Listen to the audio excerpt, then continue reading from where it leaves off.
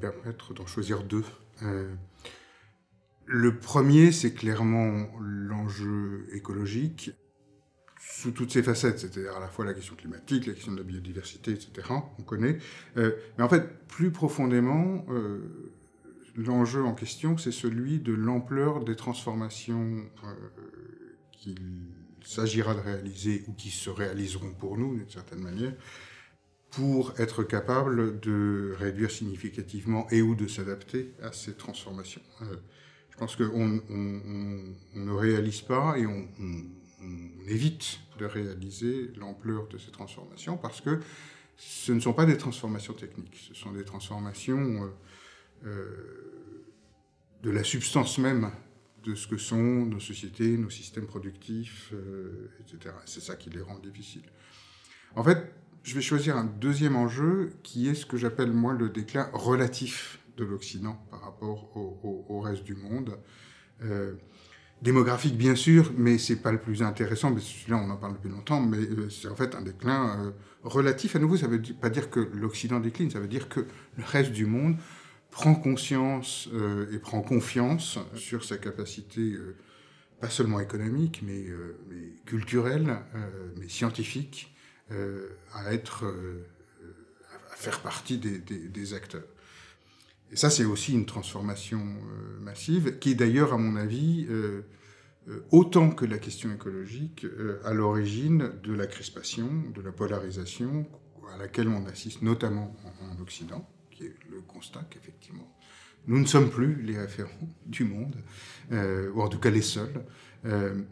Et ces deux changements-là, qui sont quand même, en tout cas pour l'Occident, absolument massifs, mais probablement pour tout le monde, font penser quand même à cette phrase bien connue de Gramsci, que je ne vais pas citer de mémoire, mais qui, en gros, un monde disparaît, un autre monde tarde à émerger, et c'est dans l'intervalle que naissent les monstres.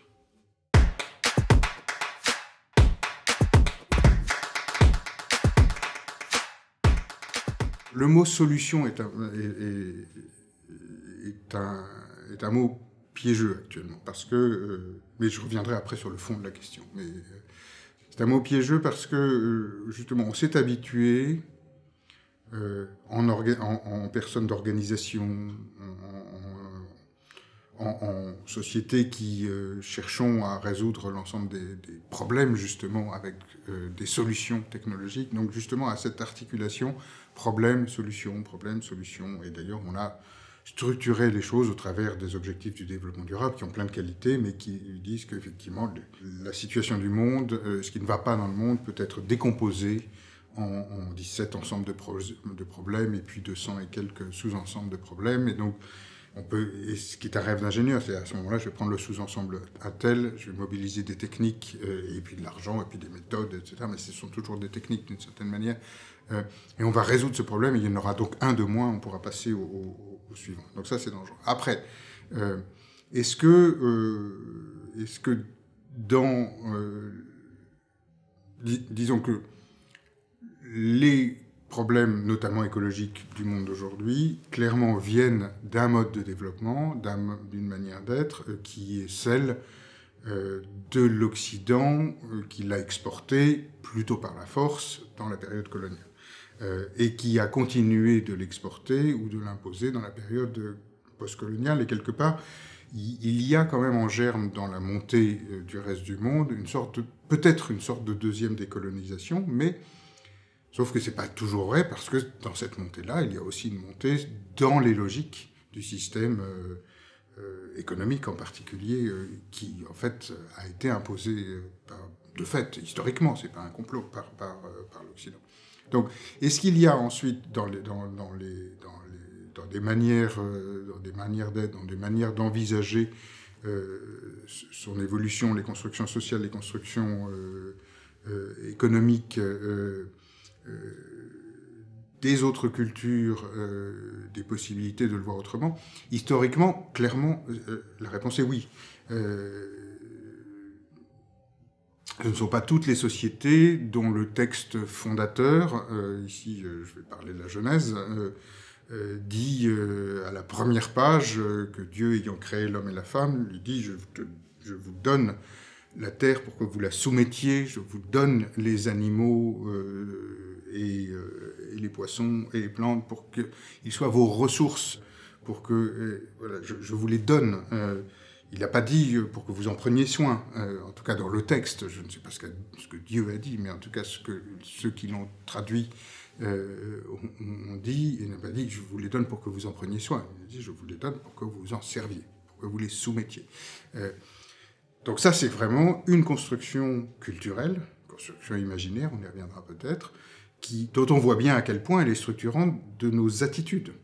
Et pas depuis Descartes. Maître et possesseur de la nature, ça vient de la Genèse, de ce point de vue-là. Hein, et ensuite, ça se formalise par un discours autour de la technique qui pousse cette logique encore plus loin vers l'idée d'une séparation ontologique entre l'humain et le reste du monde vivant. Mais c'est pas obligatoire. Donc ça, c'est clair que ce sont des choses qui n'existent pas, qui parfois ne sont pas concevables historiquement dans d'autres cultures. Encore faudrait-il qu'elles osent justement s'assumer comme étant des ressources qui ne sont pas des traces d'un passé révolu et dont on devrait avoir honte, mais comme des possibilités qui savent se marier avec aussi des formes issues de la modernité, avec des formes technologiques, etc. Mais il est clair que il y a des sociétés dans lesquelles les relations aux vivants sont différentes, il y a des sociétés dans lesquelles les relations aux humains, entre humains, aux conflits sont différentes. Je ne vais pas prétendre pouvoir parler en leur nom, c'est pas mon métier, mais voilà, quand Felwine Sarr écrit à Photopia, c'est bien ça qu'il va chercher en fait. Hein. Il va chercher dans des éléments, des cultures, des manières d'être ensemble, des formes relationnelles, puisqu'il parle de cette économie relationnelle des Afriques, des ressources qui ne s'adressent pas seulement au développement de l'Afrique, mais qui s'adressent aux problématiques de réorientation qui se posent à l'ensemble de l'humanité.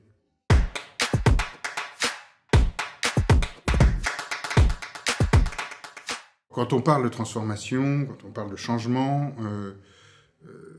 l'idée de frein, le mot frein est piégeux quand même, parce que le frein, ça veut dire que, en fait, on sait où il faudrait qu'on aille, et puis il y a des trucs qui retiennent ce mouvement-là, et ces trucs, pour le dire clairement quand même dans la théorie, dans la conduite du changement, ces trucs, c'est des humains. En général, les humains sont des animaux qui font pas ce qu'on leur dit, et ça va pas tout à fait, donc il faudrait arriver à leur faire passer... alors j'ai bien compris que c'était pas ça votre question, mais il faut qu'on l'ait en tête parce que voilà, on est habité par un discours managérial, par un discours du changement obligatoire et de ses résistances au changement, etc.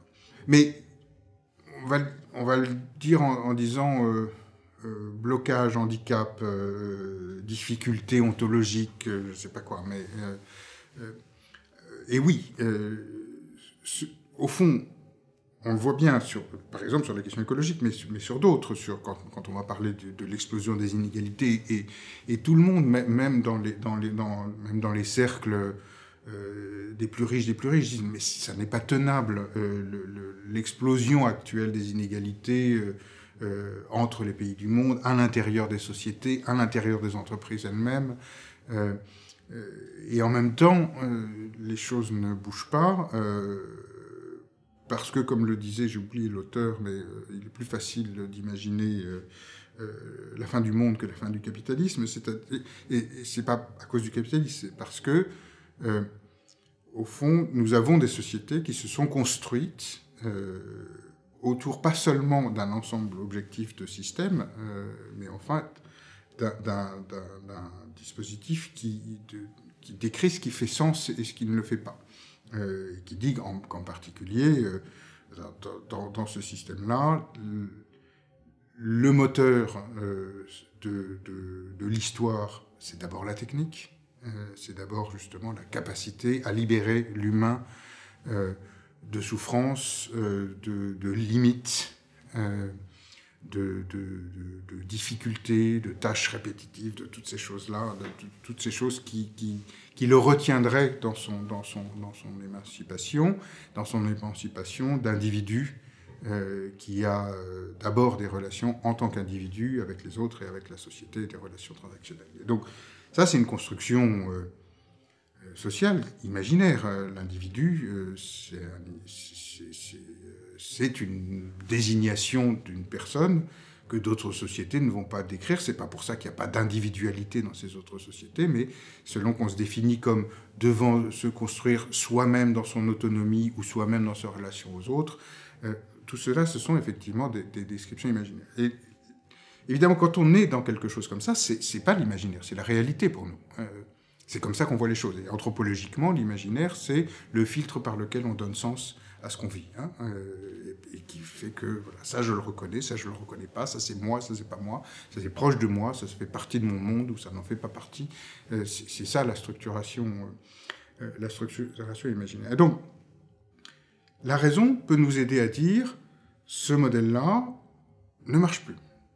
Arrive à un certain nombre de limites, qui sont d'abord les fameuses limites planétaires, mais qui sont aussi, si je reprends l'économie du donut, les limites sociales, le fait que justement un certain nombre d'écarts ne sont pas tenables. Donc ce modèle arrive à ses limites, et ça on peut le montrer, on peut avoir des études, on peut montrer que si on projette, on va arriver à tel ou tel état qui n'est pas tenable.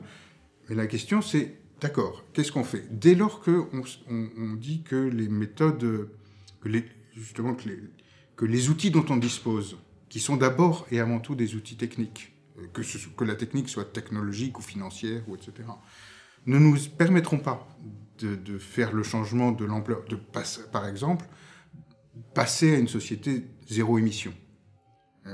On a 30 ans d'innovation verte qui accompagne la croissance accélérée, très légèrement ralentie, mais en aucun cas ni une stabilisation ni une décroissance des émissions de CO2, par exemple, ou la continuation de l'extinction massive d'espèces. Donc on voit bien que même des investissements, des bonnes intentions, il y a plein de transformations intéressantes. Ça ne change rien d'un point de vue statistique, parce que effet rebond, parce que toute une série de choses. Donc il s'agit d'un changement de nature, d'un changement beaucoup plus profond, si on veut pouvoir ne pas subir le pire des transformations climatiques et écologiques en général.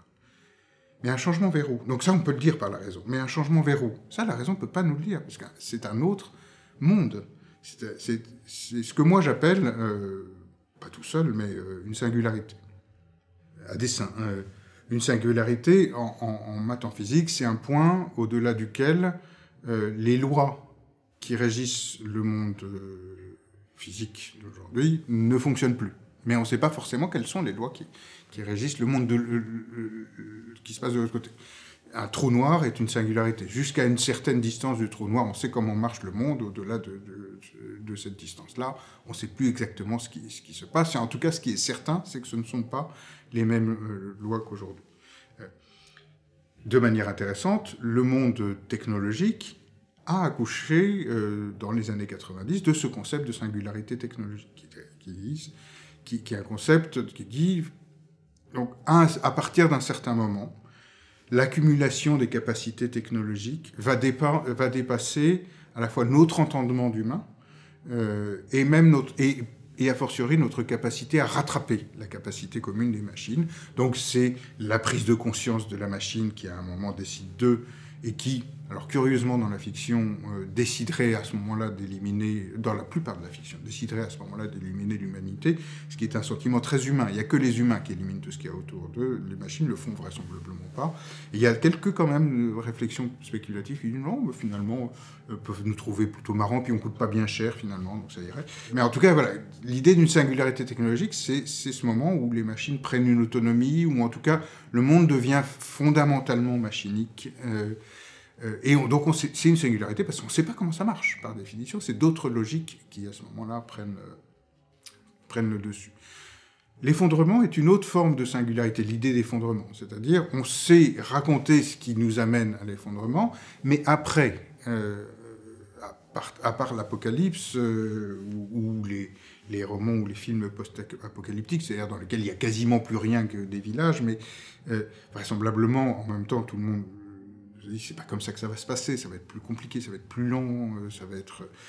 si ça se passe. Hein, c'est quoi le monde d'après, à nouveau? Et un monde post-effondrement ou même post-préparation volontaire à ce qui pourrait être un effondrement pour ne pas le subir, c'est un monde dans lequel l'ensemble des mécanismes économiques, technologiques, des infrastructures de base, des services publics de base, des manières de mener sa vie, d'habiter, etc., vraisemblablement changent. Et ça, on ne sait pas se le raconter aujourd'hui.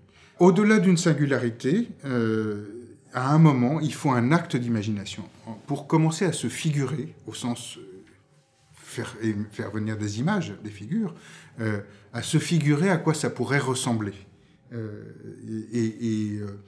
Parce qu'on change vraiment de paradigme au sens vraiment épistémologique du terme, c'est-à-dire de manière de se représenter les choses. Et par définition, on ne peut pas le faire avec les outils du monde ancien, mais on n'a pas les outils du monde nouveau, sauf cette capacité incroyable qu'ont les humains, pas que d'ailleurs, sans doute, mais qu'ont les humains, de dire à des moments, je vais faire naître des choses à partir de pas grand-chose, et c'est l'acte d'imagination, c'est-à-dire de faire surgir des images.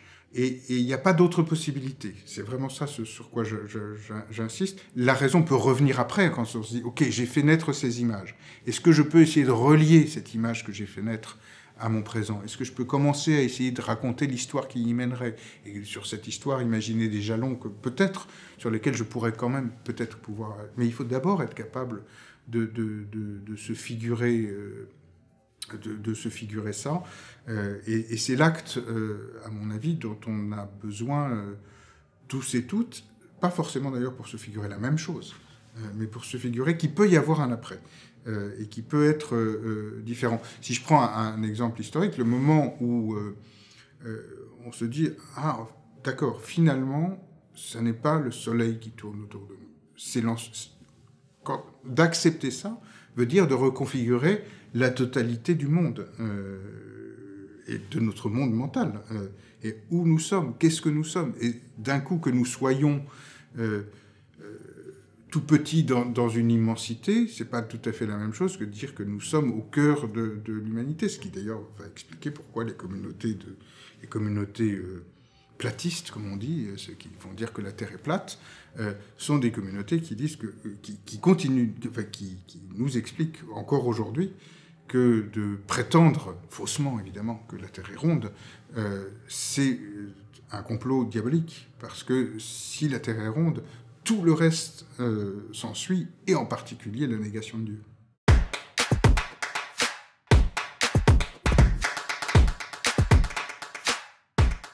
C'est ça, et c'est une transformation anthropologique, alors, en tout cas pour l'Occident à nouveau, qui est celle justement de l'humain ayant l'ensemble du monde à sa disposition.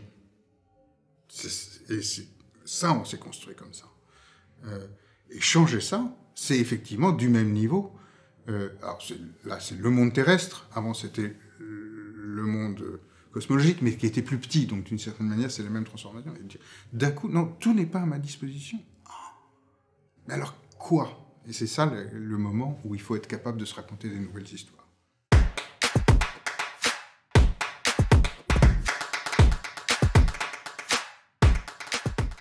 Il y a des outils, il y a des mécanismes, et il y en a plusieurs, et on n'en a pas le monopole. Je repense à un article magnifique coécrit par l'anthropologue Nastasia Martin et le philosophe Baptiste Morisot, qui s'appelle « Retour au temps du mythe », et quelque chose après. En tout cas, voilà, on peut le trouver comme ça. Et dans lequel il réfléchit à partir notamment des observations de Martin auprès de communautés dans le Grand Nord canadien, je crois, qui sont des communautés animistes, donc qui ont réglé leur relation avec le reste du monde, et en particulier du monde vivant, comme étant justement des relations entre égaux. C'est ni mieux ni moins bien, mais ça marche. C'est-à-dire ce sont des communautés qui arrivent à vivre là, dans des conditions difficiles, qui arrivent à se nourrir, mais qui, voilà, étant dans un monde où la nature n'est pas luxuriante, le font dans des relations avec le reste du vivant, qui sont aussi des relations de respect, de gestion raisonnée, enfin, tout ce qu'on veut. Et qui constatent qu'avec le changement climatique, tout change. Les saisons, les chemins de migration, les comportements, ce qui nourrit ou ne nourrit pas les animaux, même des espèces. Apparemment, il y a des coy wolves, par exemple, dont il parle, qui sont des mélanges, enfin des hybrides de coyotes et de loups, qui ne sont pas stériles, qui peuvent se reproduire, donc qui deviennent des espèces. Mais évidemment, on a réglé nos relations historiques avec les loups dans cette société, mais pas avec ceux-là, puisqu'on ne les connaît pas. Et ce que nous disent Morisot et Martin, c'est oui, mais dans ces sociétés, il y a un mécanisme qu'ils appellent le temps du mythe, qui est le mécanisme justement dans lequel on sait que ces choses-là n'étaient pas là pour toujours. Elles ont un jour été construites, qu'elles ont marché, y compris pragmatiquement, même si on les a investies d'une valeur symbolique, et que là, elles ne marchent plus, et donc on va les reconstruire. Il y a des sociétés qui ont... Et il faut qu'on arrive... Et l'appel, évidemment, qu'ils font, qu'ils et elles font, est bien de dire, c'est là qu'on en est. Aujourd'hui... Et ce qui est intéressant, c'est que du coup, c'est qu'en même temps, et c'est logique d'ailleurs, on voit surgir un certain nombre d'approches. Je vais en citer une qui n'est pas la nôtre d'abord, mais très proche d'une certaine manière, que dans le champ de la prospective, du travail sur le futur, il y a depuis une bonne vingtaine d'années un travail qui consiste déjà à dire on ne peut pas travailler sur le futur si on ne passe pas par un temps dans lequel on explicite les visions du monde des participants. Parce que sinon, on va être dans la base de la prospective qui est une construction occidentale, et c'est ni bien ni pas bien, c'est né là, c'est comme ça, mais issue d'une forme de relation au temps, d'une forme de relation à l'action, etc. Et donc, si on l'impose partout, ça devient effectivement l'idée que voilà, on va regarder des facteurs objectifs, on va regarder comment ils jouent, éventuellement les intérêts des acteurs, et puis on va définir des chemins. Et non, mais en fait, et surtout actuellement, la manière dont on se représente le monde, la manière dont on se représente et dont on est capable de discuter du monde qui pourrait être, elle est profondément enracinée dans des cultures, dans des manières de voir. Si on n'en parle pas, en fait, on ne peut pas se comprendre, on ne peut pas agir ensemble. Donc ça a donné naissance à toute une série de travaux, de méthodes, à l'intégration de ces questions-là, y compris des métaphores, des manières dont les gens expriment les choses les plus profondes, à partir desquelles des changements pourraient se produire, jusqu'au travail actuel de l'UNESCO autour de l'idée de littératie du futur, qui est intéressante parce que le chemin sur la littératie du futur, je ne vais pas rentrer dans le détail prospectif, mais dit, avant toute chose, il dit deux choses importantes. Il dit d'abord, avant toute chose, et avant de travailler consciemment sur l'usage du futur pour répondre à tel ou tel besoin d'une organisation, d'un territoire, d'une personne, il faut que les participants réalisent qu'ils ont une forme de relation aujourd'hui au futur, d'une manière d'anticiper, qui n'est pas nécessairement la même les uns selon qu'ils sont dans telle ou telle position, qu'ils viennent de telle ou telle culture, qu'ils se sont construites de telle ou telle manière. Et donc il faut qu'on explicite nos systèmes d'anticipation, nos manières, nos formes de relation au futur.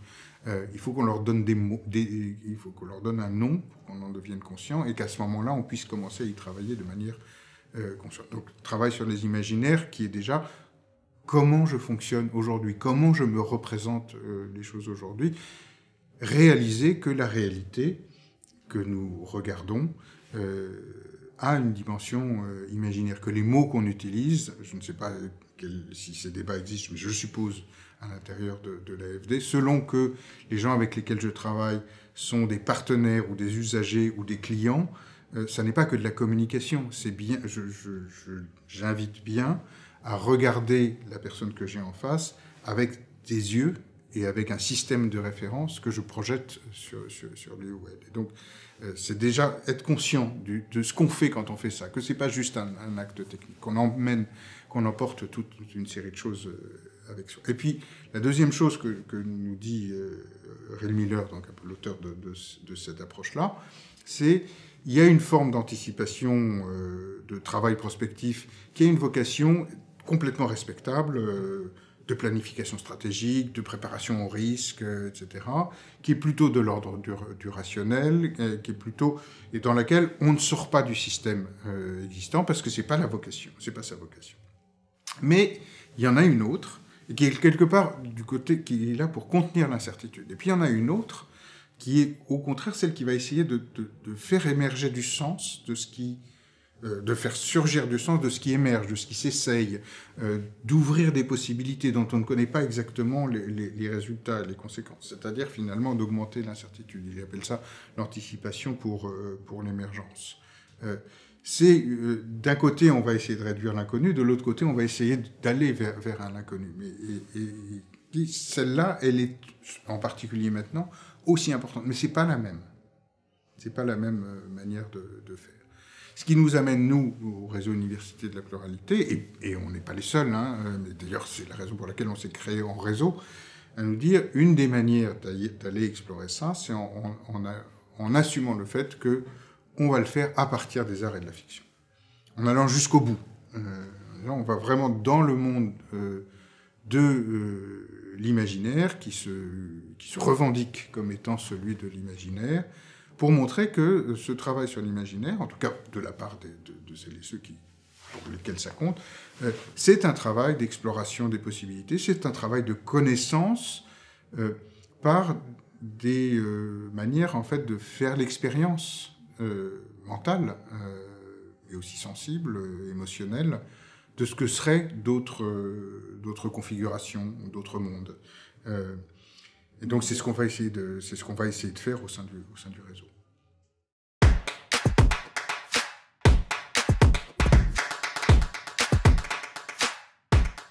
C'est pas seulement l'émotion,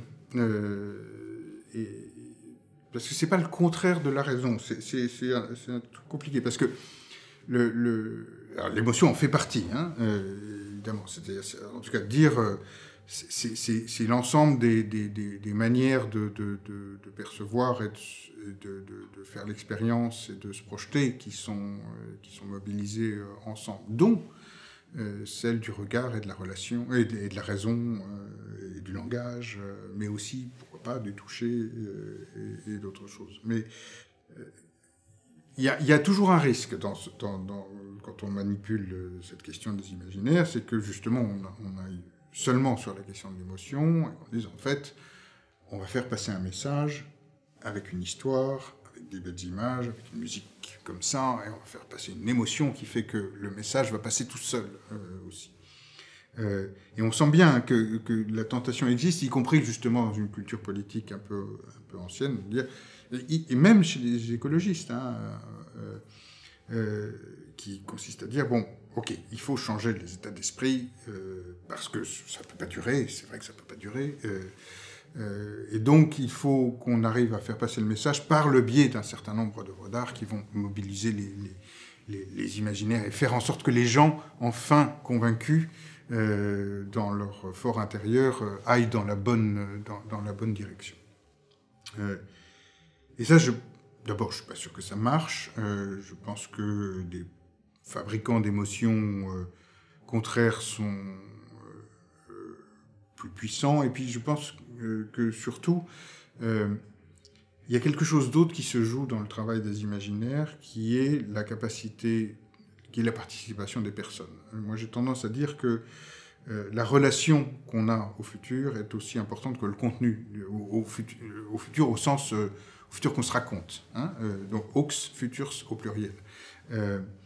La relation qu'on a est aussi importante que le contenu de ce futur. C'est-à-dire que si on nous dit on va mobiliser tous les artistes pour raconter un futur qui est comme ci, qui est vraiment écologiste, qui est machin, etc., et qu'on le vend comme des produits de consommation qui s'ajoutent à l'ensemble des autres produits de consommation, on va toucher les gens comme on l'a déjà fait, comme l'a déjà fait Artus Bertrand et tous les autres, à un moment, dans une vérité qui dérange, on va les toucher à un moment dans leur cœur, et puis une demi-heure après, il y a un autre truc qui va les toucher dans leur cœur, qui vient de complètement ailleurs, et il se passe pas rien, mais il se passe pas grand-chose.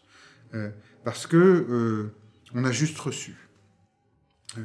La question, et c'est pour ça que c'est intéressant que aussi l'UNESCO dit voilà, la littératie du futur, c'est une compétence essentielle du XXIe siècle. C'est-à-dire la capacité, enfin, que moi j'interprète comme la capacité pour les personnes, pour chaque personne potentiellement, à faire partie de celles et ceux qui sont capables de se raconter d'autres histoires sur le futur et de discuter avec les autres sur leurs autres histoires sur le futur. Et à des moments de se mettre ensemble pour se dire mais de ces histoires-là, est-ce qu'il en surgit une, deux, trois est-ce que des divergences qu'on a autour de ça peuvent surgir des choses intéressantes? Est-ce que de ces histoires-là, on peut en faire surgir une de plus C'est-à-dire, déjà, nous ne sommes pas désarmés, nous ne sommes pas sans capacité de, nous ne sommes pas juste là à subir ou à attendre que celles et ceux qui prennent les décisions, prennent enfin les bonnes, alors qu'on sait très bien qu'ils ne les prendront pas, ou en tout cas pas sans nous. Et donc, c'est la condition pour que se passe un changement, mais d'une part parce que se raconteront de plus en plus d'histoires qui disent on peut se figurer que des mondes qui fonctionneraient de manière différente, mais aussi parce que ces histoires seraient elles-mêmes ouvertes. Camille de Toledo parle de littérature potentielle, qui serait justement pas fermée sur elle-même, mais qui ouvrirait des possibilités, un peu comme on dit qu'un bon roman existe en autant d'exemplaires et autant de versions qu'il n'a de lecteurs et de lectrices. C'est de ça qu'il s'agit du côté des œuvres, du côté des propositions, mais dans le réseau de l'Université de la Pluralité, on voit aussi énormément de gens qui nous disent « oui, ça c'est important ». Mais ce qui est aussi important, c'est qu'on offre aux personnes les ressources pour raconter leurs propres histoires, pour faire surgir leurs propres histoires. C'est une romancière de science-fiction américaine qui s'appelle Octavia Butler qui écrivait à un moment où vous devez vous écrire à l'intérieur de l'histoire. Et je pense que pour beaucoup de citoyens, c'est ça qui aujourd'hui est en jeu et qui crée aussi la frustration et la rage. Nous ne sommes plus dans l'histoire. Le sentiment qu'on n'est plus dans l'histoire, que voilà, on peut plus faire grand-chose, de toute façon les choses sont jouées, puis que quand on vote ça sert à rien, enfin, bon, et on a raison de tort, mais ce sentiment très partagé en Occident, en tout cas que ça se joue ailleurs et pas chez nous. Et si vous changez ça, vous changez pas mal de choses, y compris probablement d'ailleurs la qualité de l'espace public qui est assez dégradé aujourd'hui.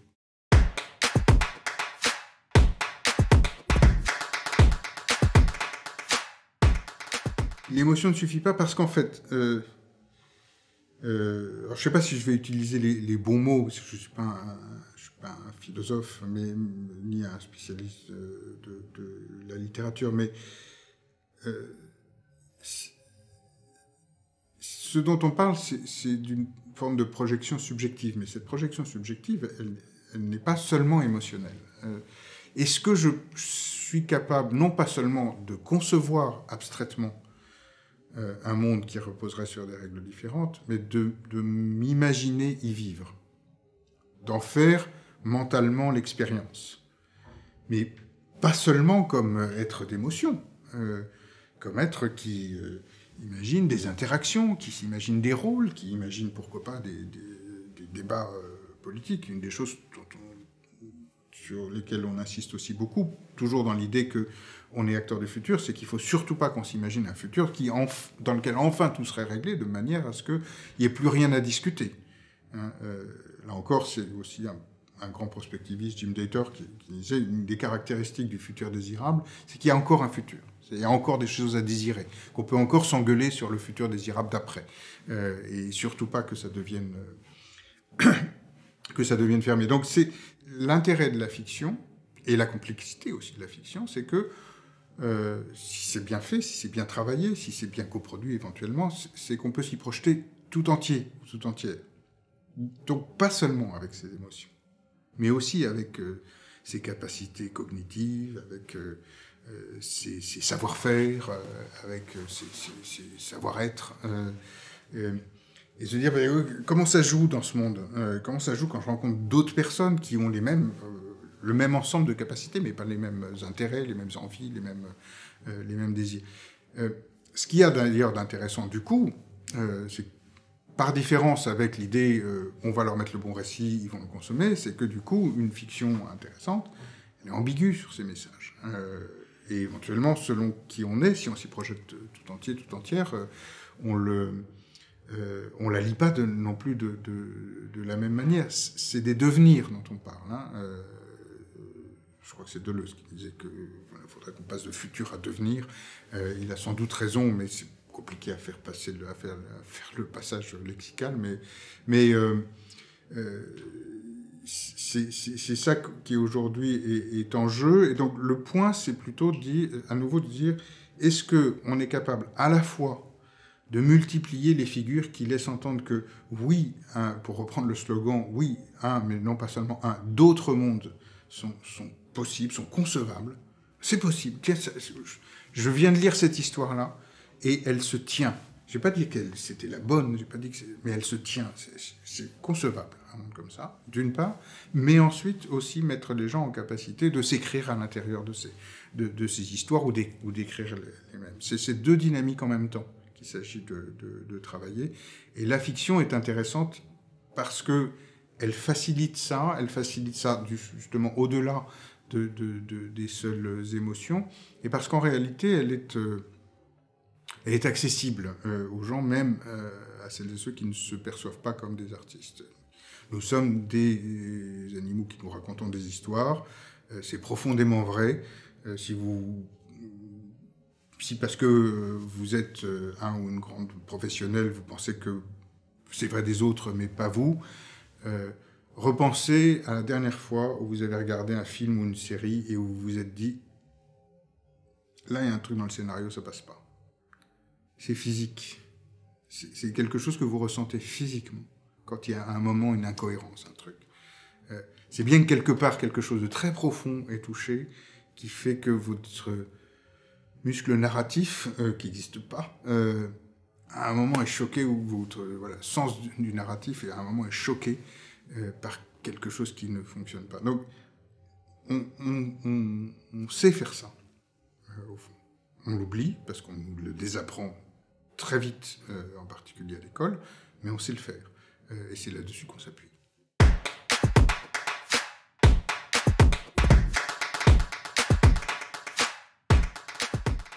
En tout cas, récemment, mais j'ai l'impression que plein de gens vont le dire, mais ce serait Vinciane Després, philosophe des sciences à l'origine, et son plus récent ouvrage qui s'appelle L'autobiographie d'un poulpe. Et pourquoi ça me passionne? Parce que Vinciane Després, donc, c'est une philosophe importante depuis longtemps, proche d'un cercle de gens qui sont très importants, je pense, dans la vie intellectuelle mondiale, Donna Haraway, Isabelle Stengers, Bruno Latour, qui travaillent depuis très longtemps sur les intelligences animales et sur les manières, parfois pas très intelligentes, dont on va essayer, par des expérimentations, nous, humains, de les vérifier, ou souvent de vérifier qu'elles n'existaient pas, qui a écrit plein de très beaux livres là-dessus, mais qui, à un moment, pour aller plus loin, dans ce livre-là, a besoin de passer à la fiction. Et en fait, ça vient d'un travail qu'elle avait fait d'abord avec Donna Haraway et quelques autres, dans lequel, justement, ils se disaient, mais si on avait d'autres relations avec le monde vivant, et en particulier, en l'occurrence, avec les espèces en voie de disparition, dont des communautés décideraient de prendre soin, alors comment ça pourrait se passer? Et vous savez, était né un truc qui s'appelle les Camille Stories, les histoires de Camille, qui sont intéressantes, mais littérairement pas très loin. Et puis elle pousse un peu plus loin, et elle essaye de se dire, bon alors, si on essaye de comprendre profondément, non pas seulement les intelligences, mais les écritures, les formes d'art, les formes d'expression, de mémoire, de culture animale, comment s'y prendraient des scientifiques du futur qui essayent de décoder ces choses-là, sachant qu'évidemment, on n'a pas le langage en commun. Et pour ça, elle est justement obligée de passer par la fiction, mais avec tous les codes de la recherche et toutes les rigueurs de la recherche scientifique. C'est absolument passionnant comme exercice de pensée. C'est pour moi la première fois que justement on arrive à faire un pas depuis il faut régler nos relations au vivant jusqu'à voici des protocoles par lesquels on pourrait commencer à essayer de le faire. Et pour ça, elle a besoin de passer par la fiction.